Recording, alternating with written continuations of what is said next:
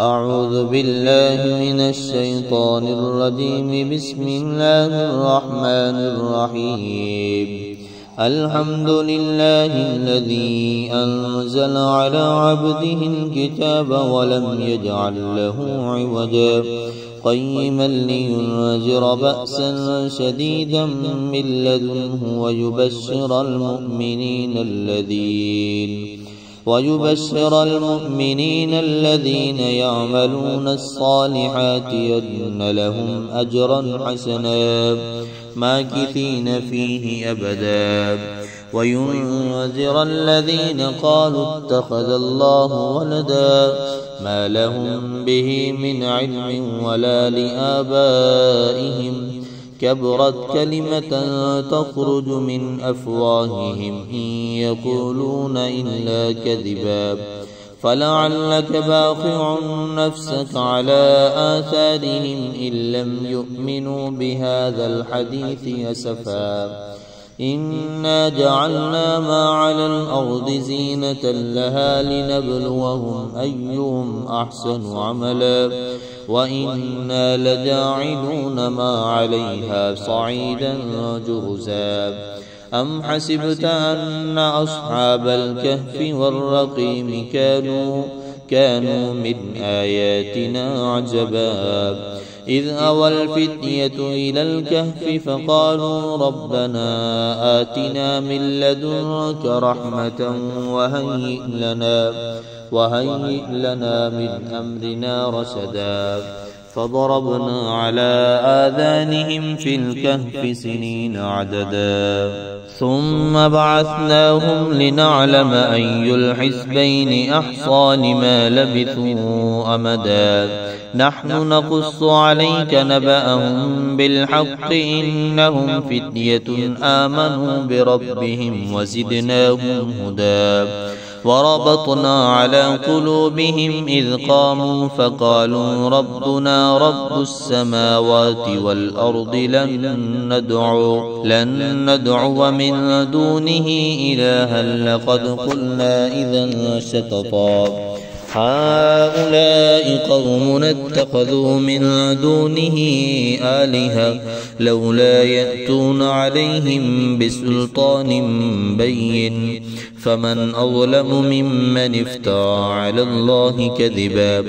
وإذ اعتزلتموهم وما يعبدون إلا الله فأووا إلى الكهف ينشر لكم ربكم من رحمته ويهيئ لكم من أمركم مرفقا وترى الشمس إذا طلعت تزاور عن كهفهم ذات اليمين وإذا غربت تقرضهم ذات الشمال وهم في فجوة منه ذلك من آيات الله من يهد الله فهو المهتد ومن يضلل فلن تجد له وليا مرشدا وتحسبهم أيقاظا وهم رقود ونقلبهم ذات اليمين وذات الشمال وكلبهم باسط ذراعيه بالوصيد لو اطلعت عليهم لوليت منهم فرارا ولملئت منهم رعبا وكذلك بعثناهم ليتساءلوا بينهم قال قائل منهم كم لبثتم قالوا لبثنا يوما أو بعض يوم قالوا ربكم أعلم بما لبثتم فابعثوا أحدكم بورقكم هذه إلى المدينة فلينظر أيها أزكى طعاما فليأتكم برزق منه وليتلطف ولا يشعرن بكم أحدا إنهم إن يظهروا عليكم يرجموكم أو يعيدوكم في ملتهم ولن تفلحوا إذا أبدا وكذلك عثرنا عليهم ليعلموا أن وعد الله حق وأن الساعة لا ريب فيها إذ يتنازعون بينهم أمرهم فقالوا ابنوا عليهم بنيانا ربهم أعلم بهم قال الذين غلبوا على أمرهم لنتخذن عليهم مسجدا سيقولون ثلاثة رابعهم كلبهم ويقولون خمسة سادسهم كلبهم رجما بالغيب ويقولون 7 وثامنهم كلبهم قل ربي أعلم بعدتهم ما يعلمهم إلا قليل فلا تمار فيهم إلا مراء ظاهرا ولا تستفت فيهم منهم أحدا ولا تقولن لشيء إني فاعل ذلك غدا إلا أن يشاء الله واذكر ربك إذا نسيت وقل عسى أن يهديني ربي لأقرب من هذا رشدا ولبثوا في كهفهم 300 سنين وازدادوا 9 قل الله أعلم بما لبثوا له غيب السماوات والأرض أبصر به وأسمع ما لهم من دونه من ولي ولا يشرك في حكمه أحدا واتل ما أوحي إليك من كتاب ربك لا مبدل لكلماته ولن تجد من دونه ملتحدا واصبر نفسك مع الذين يدعون ربهم بالغداة والعشي يريدون وجهه ولا تعد عيناك عنهم تريد زينة الحياة الدنيا ولا تطع من أغفلنا قلبه عن ذكرنا واتبع هواه وكان أمره فرطا وقل الحق من ربكم فمن شاء فليؤمن ومن شاء فليكفر إنا أعتدنا للظالمين نارا أحاط بهم سرادقها وإن يستغيثوا يغاثوا بماء كالمهل يشفي الوجوه بئس الشراب وساءت مرتفقا إن الذين آمنوا وعملوا الصالحات إنا لا نضيع أجر من أحسن عملا أولئك لهم جنات عدن تجري من تحتهم الأنهار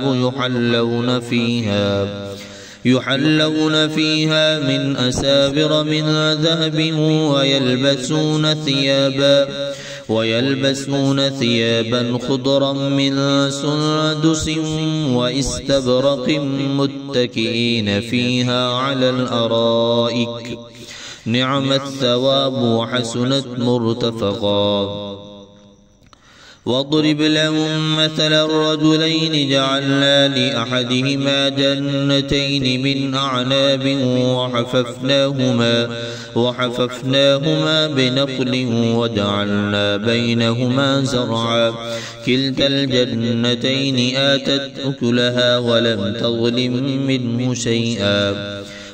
تظلم منه شيئا وفجرنا خلالهما نهرا وكان له ثمر فقال لصاحبه وهو يحاوره أنا أكثر منك مالا وأعز نفرا ودخل جنته وهو ظالم لنفسه قال ما أظن أن تبيد هذه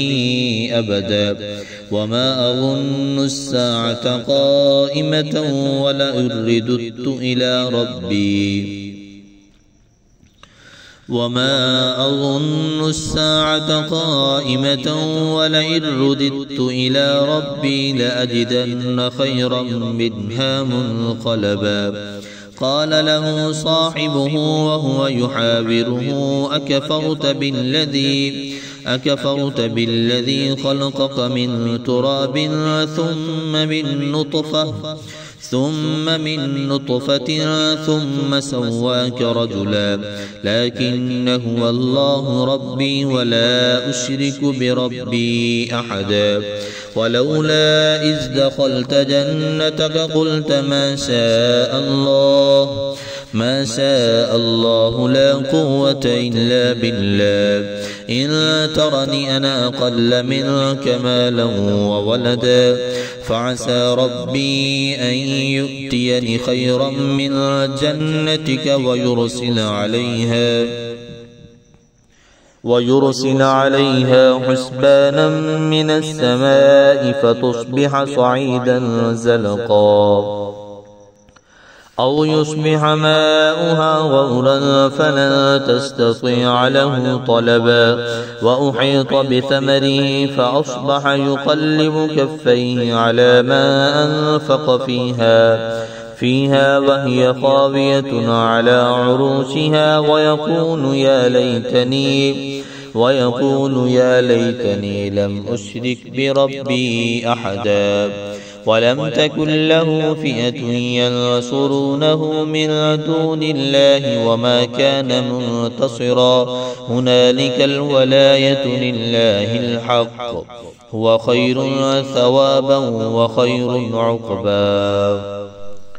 واضرب لهم مثل الحياة الدنيا كماء أنزلناه من السماء فاختلط به نبات الأرض فأصبح حشيما تذروه الرياح وكان الله على كل شيء مقتدرا المال والبنون زينة الحياة الدنيا والباقيات الصالحات خير عند ربك ثوابا وخير أملا ويوم نسير الجبال وترى الأرض بارزة وحشرناهم فلم نغادر منهم أحدا وعرضوا على ربك صفا لقد جئتمونا كما خلقناكم أول مرة بل زعمتم أن لن نجعل لكم موعدا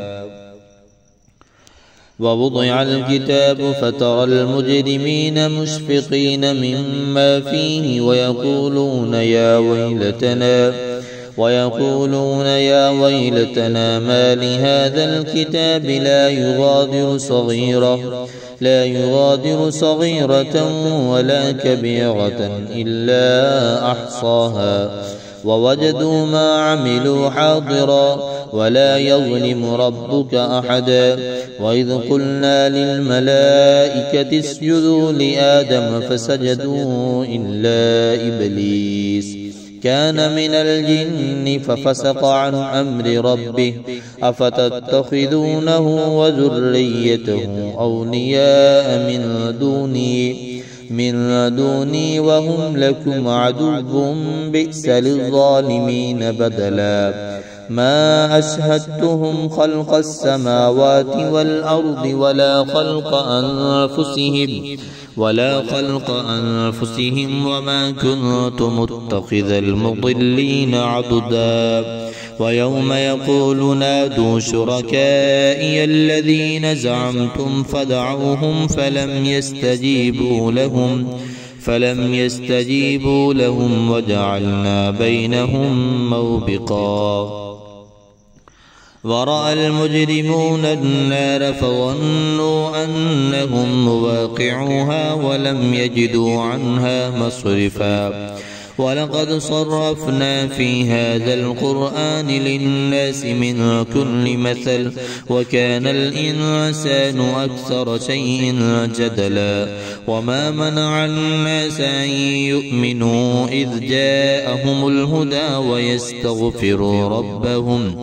ويستغفروا ربهم إلا أن تأتيهم سنة الأولين أو يأتيهم العذاب قبلا وما نرسل المرسلين إلا مبشرين ومنذرين ويجادل الذين كفروا بالباطل ليدحضوا به الحق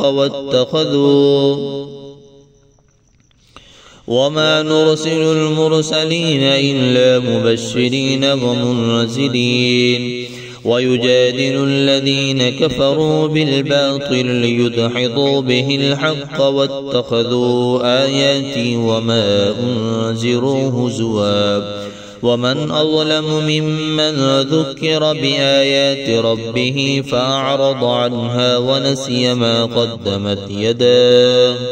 إنا جعلنا على قلوبهم أكنة أن يفقهوه وفي آذانهم وقرا وإن تدعهم إلى الهدى فلن يهتدوا إذا أبدا وربك الغفور ذو الرحمة لو يؤاخذهم بما كسبوا لعجل لهم العذاب بل لهم موعد لن يجدوا من دونه موئلا وتلك القرى أهلكناهم لما ظلموا وجعلنا لمهلكهم موعدا وإذ قال موسى لفتاه لا أبرح حتى أبلغ مجمع البحرين أو أمضي حقبا فلما بلغا مجمع بينهما نسيا حوتهما فاتخذ سبيله في البحر سربا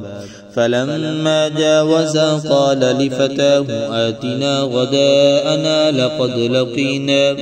لقد لقينا من سفرنا هذا نصبا قال أرأيت إذ أوينا إلى الصخرة فإني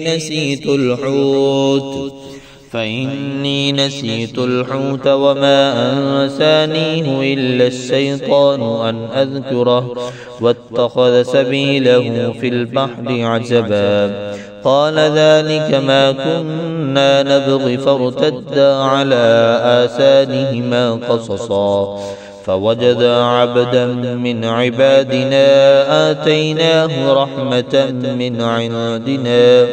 من عندنا وعلمناه من لدنا علما قال له موسى هل أتبعك على أن تعلمني مما علمت رشدا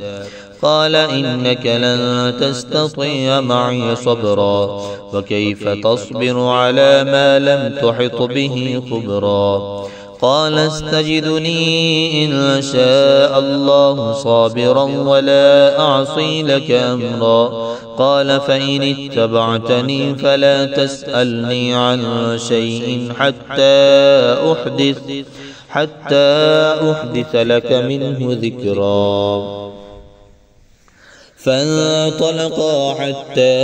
إذا ركبا في السفينة خرقها قال أخرقتها لتغرق أهلها لقد جئت شيئا إمرا قال ألم أقل إنك لن تستطيع معي صبرا قال لا تؤاخذني بما نسيت ولا ترهقني من أمري عسرا فانطلقا حتى إذا لقيا غلاما فقتله قال أقتلت نفسا زكية بغير نفس لقد جئت شيئا نكرا قال ألم أقل لك إنك لن تستطيع معي صبرا قال إن سألتك عن شيء بعدها قال ألم أقل لك إنك لن تستطيع معي صبرا قال إن سألتك عن شيء بعدها فلا تصاحبني قد بلغت من لدني عذرا فانطلقا حتى إذا أتيا أهل قرية استطعما أهلها فابوا أن يضيفوهما فوجدا فيها جدارا يريد أن ينقض فأقامه قال لو شئت لاتخذت عليه أجرا قال هذا فراق بيني وبينك سأنبئك بتأويل ما لم تستطع عليه صبرا. أما السفينة فكانت لمساكين يعملون في البحر فأردت أن أعيبها وكان وراءهم ملك يأخذ كل سفينة غصبا. وأما الغلام فكان أبواه مؤمنين فخشينا أن يرهقهما طغيانا وكفرا فأردنا أن يبدلهما ربهما خيرا منه زكاة وأقرب رحما. وأما الجدار فكان لغلامين يتيمين في المدينة وكان تحته كنز لهما وكان أبوهما صالحا فأراد ربك أن يبلغا أشدهما ويستخرجا كنزهما رحمة من ربك وما فعلته عن أمري ذلك تأويل ما لم تستطع عليه صبرا. ويسألونك عن ذي القرنين قل سأتلو عليكم منه ذكرا إنا مكنا له في الأرض وآتيناه من كل شيء سببا فأتبع سببا حتى إذا بلغ مغرب الشمس وجدها تغرب في عين حمئة ووجد عندها قوما قلنا يا ذا القرنين إما أن تعذب وإما أن تتخذ فيهم حسنا قال أما من ظلم فسوف نعذبه ثم يرد إلى ربه فيعذبه عذابا نكرا. وأما من آمن وعمل صالحا فله جزاء الحسنى وسنقول له من أمرنا يسرا ثم أتبع سببا حتى إذا بلغ مطلع الشمس وجدها تطلع على قوم لم نجعل لهم من دونها سترا كذلك وقد أحطنا بما لديه خبرا ثم أتبع سببا حتى إذا بلغ بين السدين وجد من دونهما قوما لا يكادون يفقهون قولا قالوا يا ذا القرنين إن يأجوج ومأجوج مفسدون في الأرض فهل نجعل لك خرجا على أن تجعل بيننا وبينهم سدا قال ما مكني فيه ربي خير فأعينوني بقوة أجعل بينكم وبينهم ردما آتوني زبر الحديد حتى إذا ساوى بين الصدفين قال انفخوا حتى إذا جعله نارا قال آتوني أفرغ عليه قطرا آتوني زبر الحديد حتى إذا ساوى بين الصدفين قال انفخوا حتى إذا جعله نارا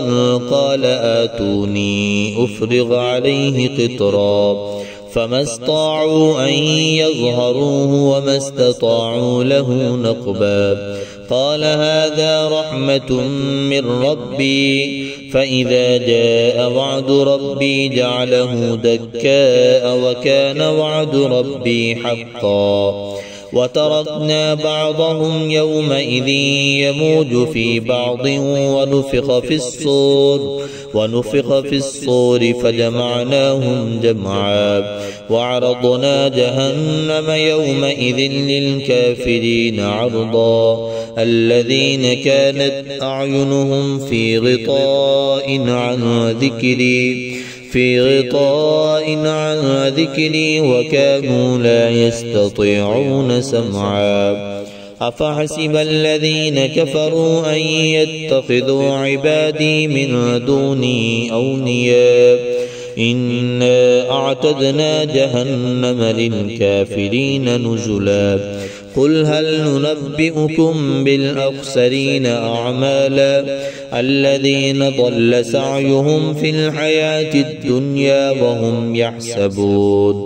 وهم يحسبون أنهم يحسنون صنعا أولئك الذين كفروا بآيات ربهم ولقائه فحبطت أعمالهم فلا نقيم لهم يوم القيامة وزنا ذلك جزاؤهم جهنم بما كفروا واتخذوا آياتي ورسلي هزوا إن الذين آمنوا وعملوا الصالحات كانت لهم جنات الفردوس نزلا خالدين فيها لا يبغون عنها حولا قل لو كان البحر مدادا لكلمات ربي لنفد البحر قبل أن تنفذ كلمات ربي ولو جئنا بمثله مددا قل إنما أنا بشر مثلكم يوحى إلي أنما إلهكم إله واحد فمن كان يرجو لقاء ربه